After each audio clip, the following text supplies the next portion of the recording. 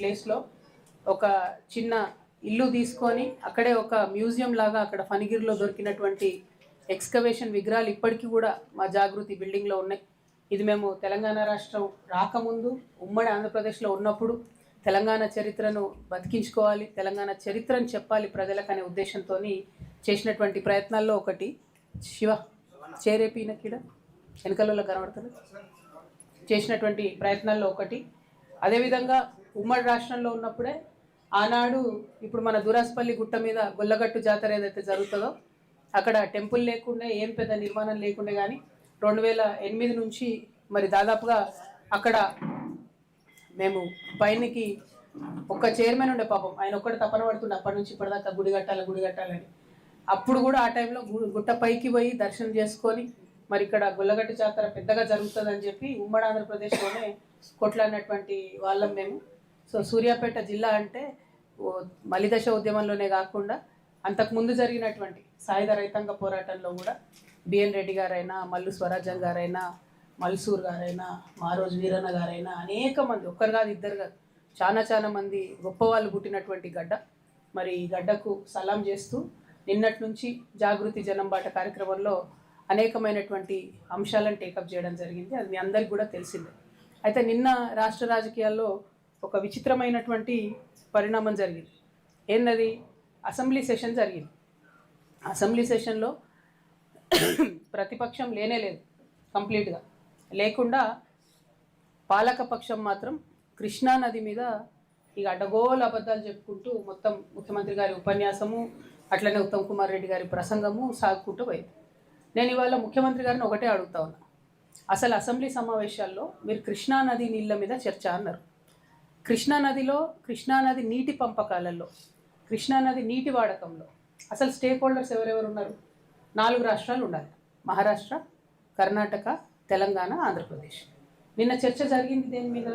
కేవలం ఈ last government పోయి అపెక్స్ కౌన్సిల్లో ఏం మాట్లాడొచ్చిందనే దాని మీద చర్చ జరిగింది తప్పితే ప్రస్తుతం మనకు ఏం అన్యాయం జరుగుతుంది కృష్ణానది వాటర్ పంపకాలలో దాని మీద చర్చ జరగలేదు. అయితే కాంగ్రెస్ పార్టీ ఎప్పుడైతే state reorganisation act Andhra Telangana విడిపోయినప్పుడు Krishna water river management board అనేది అయితే పెట్టినరో దాంట్లోనే తెలంగాణకు అన్యాయం చేసింది. ఆనాడే ఏం చేయాలి వాళ్ళు? Krishna water river management board అనే దాంట్లో 4 రాష్ట్రాలు కూడా ఉండాలి. కానీ వాళ్ళు ఏం చేసిండ్రు? 2 రాష్ట్రాలకే అవకాశం ఇచ్చారు.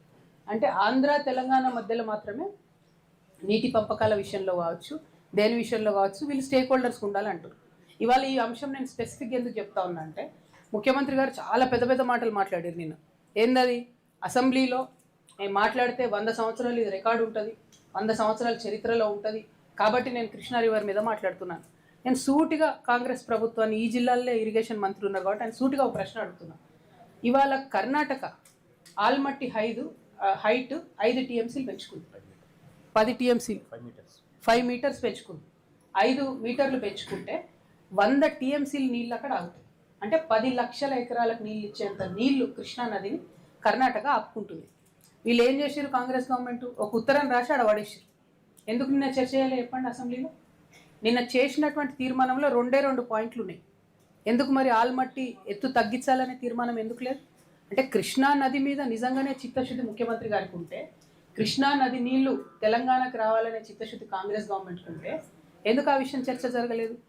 అంటే దాని మీద పట్టింపు లేదు, పొలిటికల్ అన్నట్టు. బీఆర్ఎస్ తిట్టాలి, ఇంకోటి అనాలి తప్పితే కృష్ణానది నీళ్ళ మీద లేదు. ఇక్కడ ఇంకొకటి ఉంది, ఓవరాల్గా దేశవ్యాప్తంగా నదుల లింకేజ్, రివర్ లింకేజ్ ప్యాకేజ్ అనేది జరుగుతున్న సందర్భంలో కేంద్ర ప్రభుత్వం ఏం చెప్పింది? మేము ఏ ప్రాజెక్టుకు నేషనల్ ప్రాజెక్ట్ స్టేటస్ ఇవ్వనని చెప్పింది. కానీ కర్ణాటక అసెంబ్లీ ఎన్నికల ముందు భారతీయ జనతా పార్టీ కర్ణాటకలో రాజకీయ లబ్ధి కోసం అప్పర్ భద్ర అనే ఒక ప్రాజెక్ట్, ఆ అప్పర్ భద్ర ప్రాజెక్టుకు మాత్రం నేషనల్ ప్రాజెక్ట్ స్టేటస్ ఇచ్చింది. దాంతో ఏమవుతుంది? ఇప్పుడు మన తెలంగాణలో తుంగభద్ర నది ఎక్కడైతే వస్తుందో అది రాకుండా ఈ అప్పర్ భద్రలో చాలా నీళ్ళు ఆపుకుంటారు వాళ్ళు. అంటే కృష్ణా నదిని పరిపుష్టం చేసేటటువంటి తుంగభద్ర నది, డైరెక్ట్గా కృష్ణా నది మీద కడుతున్నటువంటి ఆల్మట్టి డ్యాము, ఈ రెండిటి మీద కూడా కర్ణాటక డైరెక్ట్గా దాడి చేస్తుంటే ముఖ్యమంత్రి ఒక్క మాట కూడా ఎందుకు మాట్లాడలేదు నిన్న? అక్కడ కాంగ్రెస్ గవర్నమెంటే, ఇక్కడ కాంగ్రెస్ గవర్నమెంటే. మీరు పరిష్కారం చేసుకోవచ్చు కదా, చెయ్యరు. మరి మహారాష్ట్ర ఉంది, ఇవాళ నాడు మనకు మహారాష్ట్రతో పంచాయతీ లేదు, రేపటికి రూపం లేదు అంటారు. రేపటి నాడు ఏమవుతుందో ఏం తెలుసు. అంటే పాలసీ అనేది ముఖ్యమంత్రి స్థాయిలో మాట్లాడేటటువంటి వ్యక్తి భవిష్యత్తులో వచ్చేటటువంటి ఇబ్బందులు దృష్టిలో పెట్టుకొని చేయాలి. అది కాకుండా ఒక కురచ మనస్తత్వంతో, కురచ స్వభావంతో కేవలం పోయినటువంటి ప్రభుత్వాన్ని నింద చేసి ఇప్పుడు నేను చేస్తున్న తప్పుల్ని కప్పిపుచ్చుకోవాలనే ఉద్దేశంతో నిన్న ముఖ్యమంత్రి గారు అసెంబ్లీలో మాట్లాడేది తప్పితే దానిలో శాంక్టిటీ లేదు. నేను కాంగ్రెస్ ప్రభుత్వాన్ని, ఉత్తమ్ కుమార్ రెడ్డి గారిని డిమాండ్ చేస్తూ ఉన్నాను, మీకు నిజంగా కృష్ణానది మీద చిత్తశుద్ధి ఉంటే మీరు ఇంకొక రెజల్యూషన్ చేయండి. దాంట్లో నిన్న ప్రవేశపెట్టారు కదా ఒక తీర్మానం, అట్లా అసెంబ్లీలో ఇంకో తీర్మానం ప్రవేశపెట్టండి. ఇంకా 3 రోజులు నడుస్తుంది కదా అసెంబ్లీ. ఏంటిది? కర్ణాటకలో అప్పర్ భద్రా ప్రాజెక్ట్కి నేషనల్ ప్రాజెక్ట్ హోదా ఇవ్వడం మాకు సమ్మతం కాదు, మాకు తుంగభద్ర నదిలో నీళ్లు తగ్గిపోతాయి, మా పాలమూరుకు అన్యాయం జరుగుతారు ఒక తీర్మానం చేయండి. 2 ఆల్మట్టి హైట్ తగ్గించమని ఇంకో తీర్మానం చేయండి. ఈ 2 చేయకుండా మీరు ఎన్ని మాట్లాడినా రేవంత్ రెడ్డి గారు పాలమూరు జిల్లా బిడ్డలైతే మిమ్మల్ని క్షమించారు. ఇంకొకటి, ముఖ్యమంత్రి గారికి మేము ఈ గద్వాలు, నాగర్ కర్నూలు ఇవన్నీ తిరిగిన తర్వాత వారికి అర్థమయ్యేలాగా క్షేత్రస్థాయిలో పరిశీలన చేసి చెప్పినాం. ఇప్పటికన్నా నారాయణపేట, కొడంగల్, మక్తల్ స్కీమ్కి మీరు జూరాల నుంచి ఇంటేక్ పాయింట్ మార్చుకోండి అని చెప్పినాం. మేము ఇప్పుడు కూడా చెప్తున్నాం, జూరాల నుంచి మీరు ఇంటేక్ పాయింట్ మార్చుకుంటే పాలమూరు జిల్లా అట్లనే రంగారెడ్డి జిల్లా మొత్తం కూడా సస్యశ్యామలం చేయడానికి ముఖ్యమంత్రి గారు దారేసినట్టు అవుతుంది. పాలమూరు జిల్లా ప్రజలు మిమ్మల్ని కలకాలం గుర్తుపెట్టుకునే అవకాశం ఉంటుంది. ఇంత మంచి అవకాశాన్ని మీరు జారవిడ్చుకొని చరిత్రహీనులు కావద్దని కూడా ఈ సందర్భంగా ముఖ్యమంత్రి గారు నేను డిమాండ్ చేస్తూ ఉన్నా. అసలు కాంగ్రెస్ పార్టీది ఈ డ్రామా నిన్న అసెంబ్లీలో. ఇక బీఆర్ఎస్ పార్టీ ఏంది, మొన్నటి రోజు ఏమైంది, మూసీ నది మీద చర్చ జరుగుతుంది, జిహెచ్ఎంసీ మీద చర్చ జరుగుతుంది, ఇంకా అనేకమైనటువంటి ఇంపార్టెంట్ బిల్లుల మీద చర్చ జరుగుతుంది. రండి సీన్ అనేది చర్చ జరుగుతుంది. ఈ సందర్భంగా ఏమైంది, ముఖ్యమంత్రి గారు నేను గతంలో ఉన్న పార్టీలో ఒక గుంటనక్క గారు ఉంటారు, వారిని మీరు అందరూ హరీష్ రావు గారిని పిలుచుకుంటారు. ఆయనను చూసి నేనేదో మాట అన్నాడు, అనగానే నన్ను అంటవా నువ్వు అని చెప్పి అసెంబ్లీ మొత్తం వాయిదా వేసుకొని వెళ్ళిపోయాడు. అరే ఒక మాట వ్యక్తిగతంగా ముఖ్యమంత్రి ఏదో నిన్నంటే మొత్తం అసలు ప్రతిపక్షమే లేకుండా, ప్రతిపక్షం అంటే ఏంది, ప్రజల గొంతుక, ప్రతిపక్షం అంటే ఏంది, అన్యాయం ఎట్లా జరుగుతుందని ప్రశ్నించేటటువంటి ఒక వాయిసే ప్రతిపక్షం. It is not a party, it is a big responsibility. దాన్ని వదిలేసి మొత్తం సభ 5 రోజులు ఎట్లా మీరు బాయ్కాట్ చేసిపోతారు? ఏంది, కేవలం హరీష్ రావు గారిని ఒక మాట అన్నందుకు బాయ్కాట్ చేసిపోతారా? కేసీఆర్ గారిని ఎన్ని తిట్లు తిట్టినా రేవంత్ రెడ్డి గారు ఎప్పుడన్నా బాయ్కాట్ చేసిన హరీష్ రావు గారు? మొన్న ఈ గుంటనక్కకు డిప్యూటీ ఫ్లోర్ లీడర్ ఇవ్వగానే నేను చెప్పిన, బీఆర్ఎస్ పార్టీని ఎవరు కూడా కాపాడలేరు అసెంబ్లీకి రాకపోతే అని. ఏం చేసిరు నిన్న? పోనీ జనరల్గా నేను కూడా పార్లమెంట్లో పనిచేసిన కదా, నేను కూడా ఎమ్మెల్సీగా పనిచేసిన కదా, ఒక ఏదన్నా అంశం మీద మనకు అభ్యంతరం ఉంటే అప్పుడు చర్చ ఒక అంశం మీద జరుగుతుంటే ఆ అంశం మీద వాకౌట్ చేయొచ్చు, మళ్ళీ రావాలా, నెక్స్ట్ అంశం మాట్లాడాలి. ఎందుకంటే నెక్స్ట్ అంశం కూడా ప్రజలకు ఇంపార్టెంట్ ఉంటుంది. నిన్న మూసీ ఇష్యూ టైంలో డిస్ప్యూట్ అయింది. మూసీ అయిపోయినాక ఏం చేసిరు, హైదరాబాద్లో 300 డివిజన్లు చేయడానికి బిల్లు పెట్టిరు. మరి అది అవసరం లేదా చర్చ? మనం 1/3 తెలంగాణ పాపులేషన్, 3వ వంతు తెలంగాణ పాపులేషన్ హైదరాబాద్లో ఉంటుంది. వాళ్ళకి సంబంధించి అంత పెద్ద నిర్ణయం జరిగితే ఎక్కడుంది ప్రతిపక్షం వాయిస్? లేదు. ఎందుకంటే హరీష్ రావు గారిని ఆయన ఏదో అన్నాడు కాబట్టి ముఖ్యమంత్రి గారు వీళ్ళు బయటికి వాకౌట్ చేసిపోతారు. అసలు నేను ఇవాళ 2 స్పష్టంగా తెలంగాణ ప్రజలను, బీఆర్ఎస్ పార్టీని ఒక ప్రశ్న అడగదలుచుకున్నాను. ఈ వాయిదా వేయాలనే నిర్ణయం డిప్యూటీ ఫ్లోర్ లీడర్గా హరీష్ రావు గారు తీసుకున్నారా? నేనైతే ఆయనే తీసుకున్నాడు అనుకుంటున్నాను. ఎందుకు? తర్వాత మైకు మన ఇంకొక డిప్యూటీ ఫ్లోర్ లీడర్ గారికి ఇస్తే, సవితమ్మ గారికి ఇస్తే, వద్దు నేను మాట్లాడా, నా టైం కూడా హరీష్ రావు గారికి ఇవ్వండి అని ఆమంటారు. తర్వాత ఇంకో deputy floor leader Srinivas Yadav గారికి ఇస్తే, వద్దు నేను మాట్లాడా, నా టైం కూడా ఆయనకే ఇవ్వండి అంటారు. అంటే అందరు డిప్యూటీ ఫ్లోర్ లీడర్ గారికి ఈ ఒక్క ఫ్లోర్ లీడర్కే టైం ఇవ్వండి అని అడిగితే వాళ్ళు ఇవ్వమన్నారు. సరే, కాంగ్రెస్ తొండి చేసింది అన్నది పక్కన పెడితే బీఆర్ఎస్ ఇష్యూ ఆలోచిస్తే ఈ నిర్ణయం హరీష్ రావు గారు తీసుకుంటే డెఫినెట్గా కేవలం బీఆర్ఎస్ పార్టీలో ఇవాళ మొత్తం హరీష్ రావు గారే ఆయన ఒక గుంపు తయారు చేసుకుంటున్నారని క్లారిటీగా అర్థమవుతుంది. 2, ఒకవేళ ఆయన నిర్ణయం కాదనుకుందాం, కేసీఆర్ గారో పైనుంచి పార్టీ నుంచి వర్కింగ్ ప్రెసిడెంట్ గారో చెప్పారు అనుకుందాం. నేను మాత్రం చెప్తా ఉన్నా, ఒకవేళ అట్లా అయ్యింటే, నిర్ణయం పైనుండి వచ్చింటే డెఫినెట్గా ఇది శ్రేయస్కరమైనటువంటి పద్ధతి కాదు. ఏదైతే కృష్ణా వాటర్ మీద పెద్ద పెద్ద సభలు పెట్టాలనుకుంటున్నారో చట్టసభలో చెప్పే అవకాశం వచ్చింది, చరిత్రలో నిలిచిపోయేటటువంటి మాటలు చెప్పే అవకాశం వచ్చింది, రికార్డ్స్ ఫ్యూచర్ జనరేషన్ చూసుకునే అవకాశం వచ్చింది. అది కాదని ఆ ఇష్యూ బయట మాట్లాడతామంటే ఇది కరెక్ట్ కాదు, శాంక్టిటీ అంతకన్నా కాదు.